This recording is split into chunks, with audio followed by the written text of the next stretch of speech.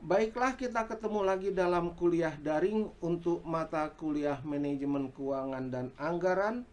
Dan dalam kuliah ketiga yang kita bahas kali ini adalah laporan keuangan perusahaan lanjutan.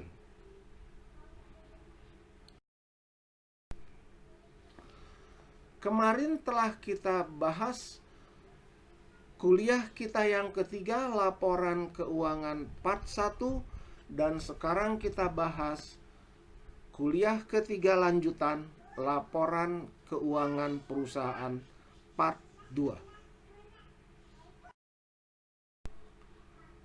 Kita telah membahas laporan keuangan neraca, laporan laba rugi, dan sekarang kita bahas laporan arus kas. Laporan arus kas adalah laporan yang menjelaskan dampak aktivitas operasi, investasi, dan pembiayaan perusahaan terhadap arus kas selama satu periode akuntansi. Laporan arus kas mencakup 1. Aktivitas operasi, 2. Aktivitas investasi, dan 3. Aktivitas pembiayaan. Aktivitas operasi yang masuk dalam aktivitas operasi adalah 1. Laporan operasi sebelum pembayaran dividen, 2. Penyusutan, 3. Penambahan kas diperoleh dari A. Aktiva lancar apabila terjadi penurunan jumlah dari tahun sebelumnya, B. Hutang lancar dan akrual apabila terjadi kenaikan jumlah dari tahun sebelumnya.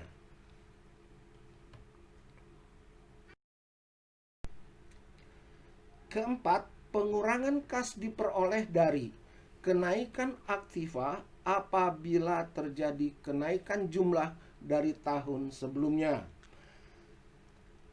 hutang lancar dan akrual apabila terjadi penurunan jumlah dari tahun sebelumnya.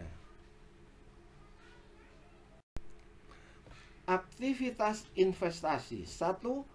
Penambahan kas diperoleh dari penurunan jumlah aktiva tetap. 2. Pengurangan kas diperoleh dari kenaikan jumlah aktiva tetap. Akan tetapi jumlah yang dimasukkan dalam selisih dari jumlah yang sebelumnya ada penyusutan, sehingga penambahan dan pengurangan harus ditambahkan dengan penyusutan terlebih dahulu. Aktivitas pembiayaan. 1. Adalah aktivitas yang berkaitan dengan sumber pembiayaan dan pembayaran pembiayaan dan pembayaran dividen. 2. Penambahan kas diperoleh apabila terjadi kenaikan jumlah hutang wesel bayar dari jumlah tahun sebelumnya. B. Kenaikan jumlah hutang jangka panjang dari jumlah tahun sebelumnya.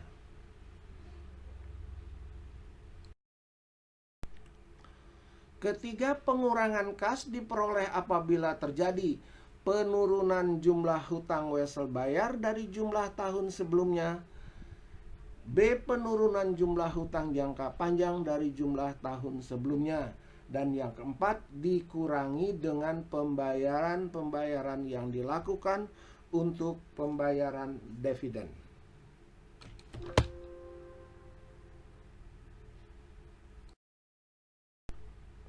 Dari neraca dan dari laporan laba rugi, kita menyusun laporan arus kas. Ini adalah contoh laporan arus kas. Alit Food Products, laporan arus kas untuk tahun yang berakhir 31 Desember 1997 dalam jutaan dolar.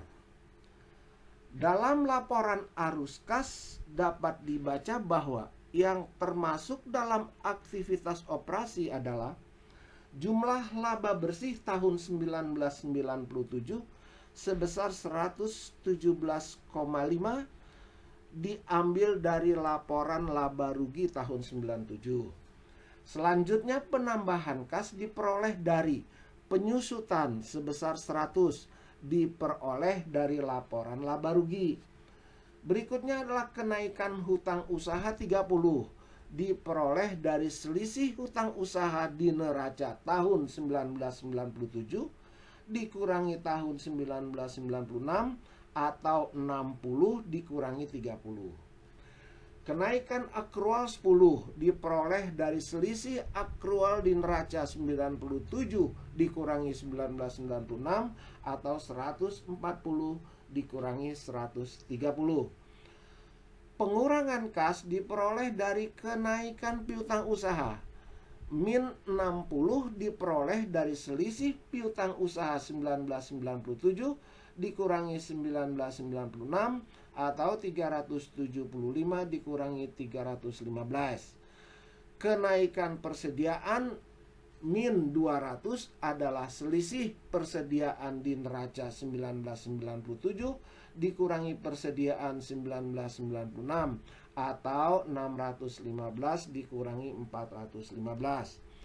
Kas bersih dari kegiatan operasi min 2,5 diperoleh dari penjumlahan 117,5 ditambah 100 ditambah 30 ditambah 10 dikurangi 60 dikurangi 200 sama dengan 2,5.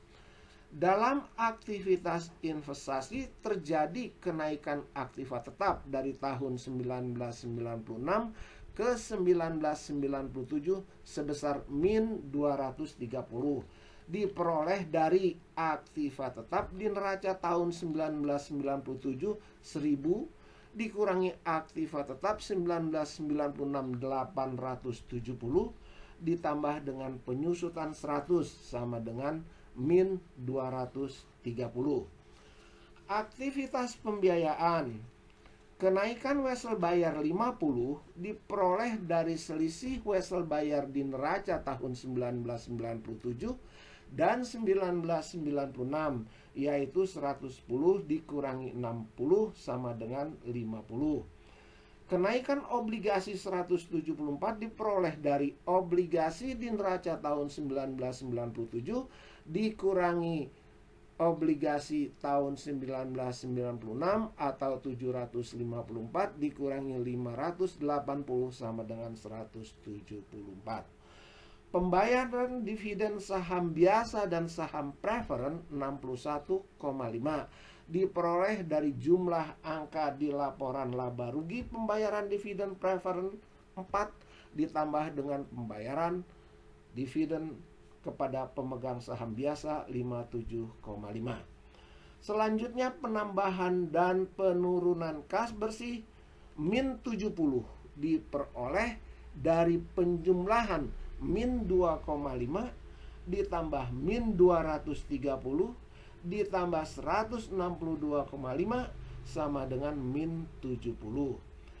Kas dan sekuritas tahun awal 1997 adalah 80 diperoleh dari kas di neraca tahun 1996 sebesar 80. Seterusnya 7 ditambah dengan plus 80 menjadi 10. Angka 10 ini harus sama dengan jumlah kas di neraca tahun 1997.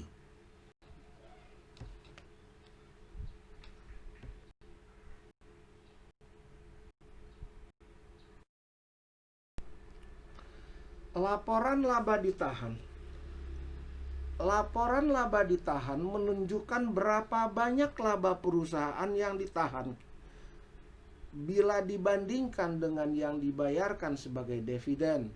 Jumlah laba ditahan yang terlihat di sini adalah jumlah laba ditahan tahunan untuk setiap perubahan laba ditahan di antara dua tanggal neraca.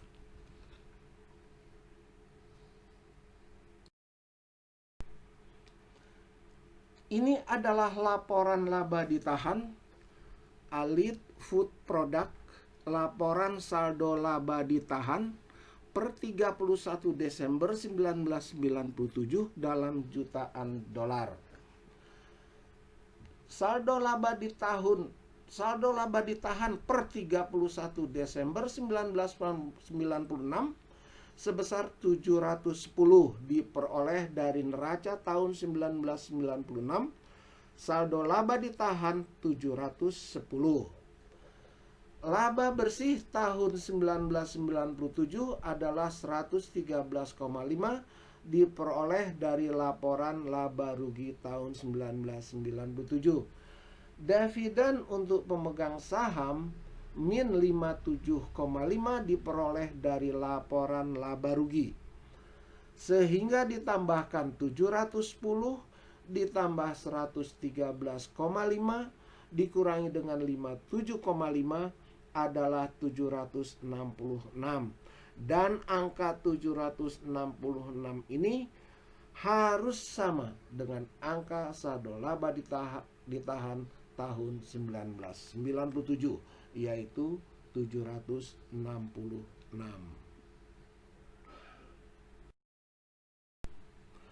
Untuk lebih memahami soal laporan arus kas, di sini kita buatkan soal latihan.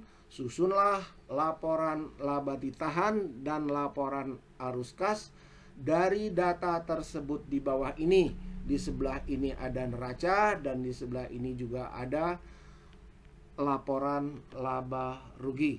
Untuk menambah pemahaman kita tentang menyusun laporan arus kas.